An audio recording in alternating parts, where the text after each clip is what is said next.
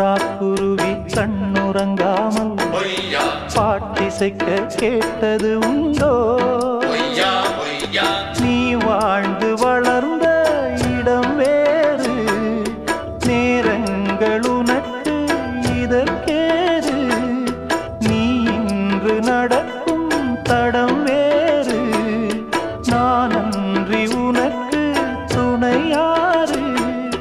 நீ தடுத்தாலும் கால் கடுத்தாலும் நாள் முழுக்க நான் வருவேன் மானே. புது ரூட்டுல தான் நல்ல ரோட்டுல தான் நின்றாடும் வெள்ளி நில.